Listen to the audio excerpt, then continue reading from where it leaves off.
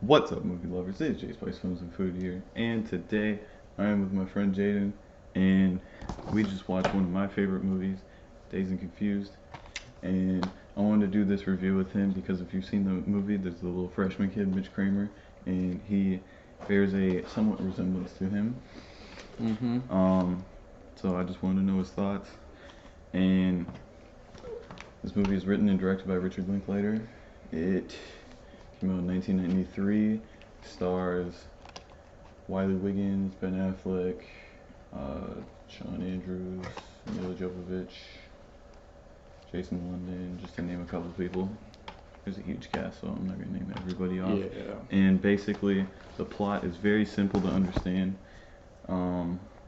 It's the last day of school in 1976, and you basically just watch all these kids hang out. There's kids that are 8th grade going into freshman year, and juniors going into senior year, or 11th into 12th grade, and that's literally the whole plot.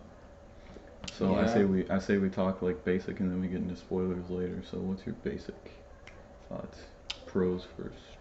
Well, I really liked how simple the movie was. I liked the characters. Don't worry, it's water.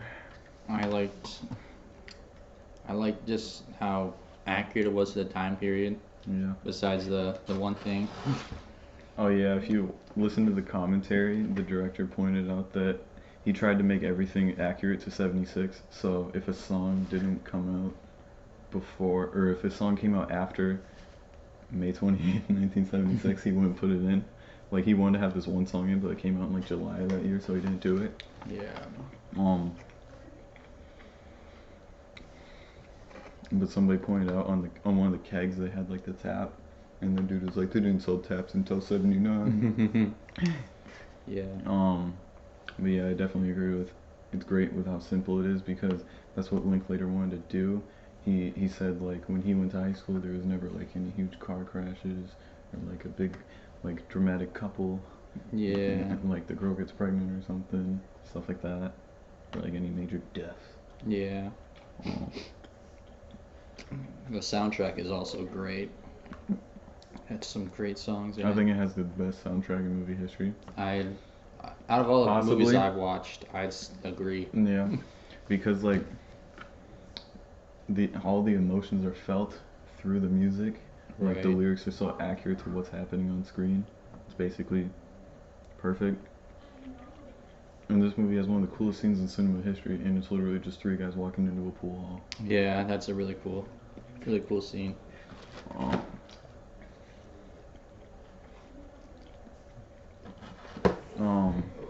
Who's your favorite character? That'd be hard Yeah. because I don't remember everyone's name. I'll look at the book. Just look at the box art. Well, I thought for obvious reasons, I'd say Mitch was a pretty cool character. He is pretty much one of, if not the main character. But There's also, Yeah. you know, I've had people for my entire life tell me to watch Dazed and Confused. Because you look like him. Yeah.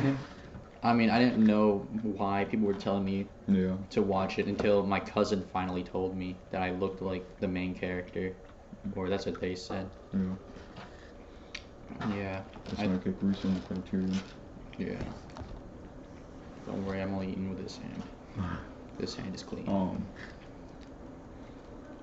But yeah, Mitch and Pink, Mhm. Randall Pink Floyd. That's a great name. Yeah. They're the only characters with like actual arcs, Mhm. and I think it's cool because the way that the movie does it, when there is like dramatic moments, it's not like focus. Here's a life lesson or anything. It's just like here's what's happening. They Yeah. don't really make a big deal out of anything, and one of my favorite parts of the movie.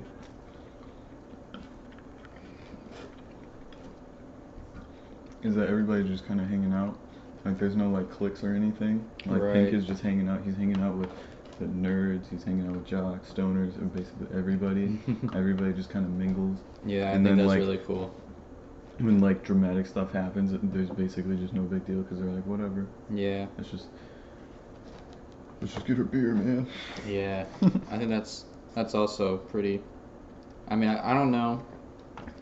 I feel like the way cliques are portrayed in movies a lot, they're very like, you know, they're not very realistic in the way they're portrayed. Yeah. I mean, like in that movie, you could tell that there was groups, but they weren't like, you know, like cut off from everyone. Yeah, like they didn't hate everybody else. Mm-hmm.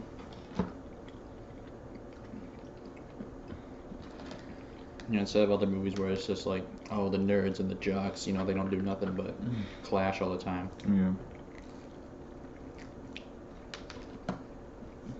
Also, even though I've never drank, I've never smoked or anything like that, I feel like this movie is still very relatable with just the little things, like them arguing like, who's got money? And it's like, I'll pay you back, I paid you back, and stuff like that. And then like all the dumb handshakes and stuff. And then just like the one scene where they're talking about school and they feel like all it's doing is preparing you for the future, even though you don't know what's going to happen in the future. Yeah.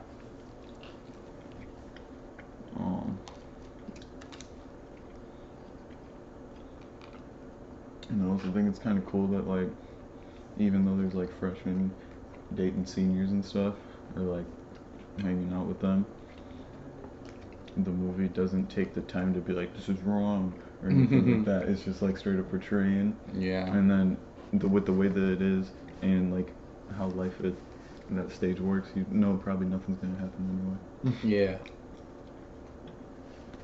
Yeah.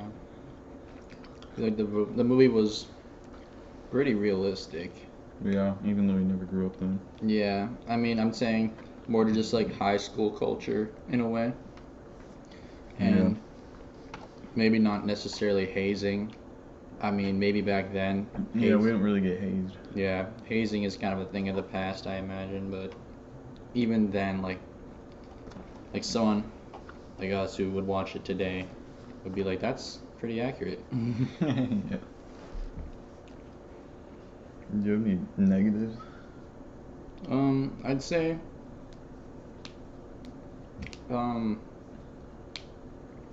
the way it ends is kind of strange. Oh yeah. I mean, like, it's not like a I guess if you know what the movie is ending. like, yeah, it's not really a definitive ending. I mean, it's not like they leave you on a cliffhanger. Yeah. But it's more just like, you know, that's it. Yeah. That's how I felt the first time I watched it. Yeah. I was just like, oh, it's over. Yeah. I guess now we can get into spoilers. Mm-hmm. Like scenes wise. Are there any moments that stood out to you? I'd say. Sweaty, so well, I'd say all the scenes at like the pool hall were pretty. The vibes, man. Yeah, they were just like that's probably like the coolest part of the movie is when they're at the pool hall and everyone's just playing pool and pinball. Yeah, then they get back at the one mean senior. You know, when they get back at O'Banion. Yeah, O'Banion. Ben Affleck is fantastic in this movie. Mm-hmm. He's such a good douchebag. Mm-hmm. And then later he went on to like play Batman and Batman and stuff. You haven't seen Mallrats yet, but he plays a very similar character. Yeah. I'd say Matthew McConaughey, right? That's the guy who plays Wooderson. When I watched that movie, I was actually surprised to learn that was his first role. Oh yeah. In a movie. Yeah, this is his very first role. I mean, it feels so natural. Mm-hmm. I just think it's weird that like people think he's so cool, cause he's like those freshmen. How are they looking? Yeah, he's talking about he's how like freshmen are. He's like, how hot are these freshmen looking? He's like 26. I know. Or however old he is. I'd say that was kind of a strange part of the movie. Like basically just seeing like a pedophile. Yeah. And they're like, oh, he's so cool, man of the woods. But I feel like that is probably realistic too. You like ignore your friends' like problematic sides because they're cool, because he gave that good life advice. Yeah. Even though he definitely peaked in high school. Mm-hmm. You want to pass me one of those? I got the pepperoni banana pepper. I just got sausage and pepperoni. Um. So yeah, what would you give it as a rating? 10 out of 10. 10 out of 10. I'd That's say what I do. I'd say it's a genuine 10 out of 10. This is definitely my top 50, at least. Mm-hmm. Like, honestly, you can't really think of anything bad about the movie besides the ending. And the ending isn't even really bad. It's more just like, wow. It just ends. Yeah. But it fits with how the movie is. It does. So yeah, definitely go check it out. And even, I don't think I even care about saying spoilers because we like ruined a couple scenes. But this movie kind of feels like a documentary. Yeah, I'd agree. Because it's just like, here's a bunch of little scenes. They're all loosely connected. Or not loosely, but they're all connected, but there's no overarching story or anything. So that's what I thought was really cool about it. Right. But yeah, even, you guys probably don't care about spoilers. It's a movie about a bunch of kids hanging out. There's nothing really to ruin. Yeah. So just go see it anyway. Yeah. And it's not like hilarious or anything, but it's pretty consistently funny. It's just a good movie to watch and just relax. Right. It's a like Quentin Tarantino put this in his 10 favorite movies of the last 10 years or something like that, or like of the 90s, something like that. No, I think it's in his top 10 favorite movies. And he said at the height of his loneliness, he rented it, and that he didn't feel lonely anymore. And I understand that. Because the movie's just so simple. It's also relatable too, so I imagine that's something. And I feel like if it came on TV, you could just watch it and click on it and then just continue from that point. Yeah, you really don't need.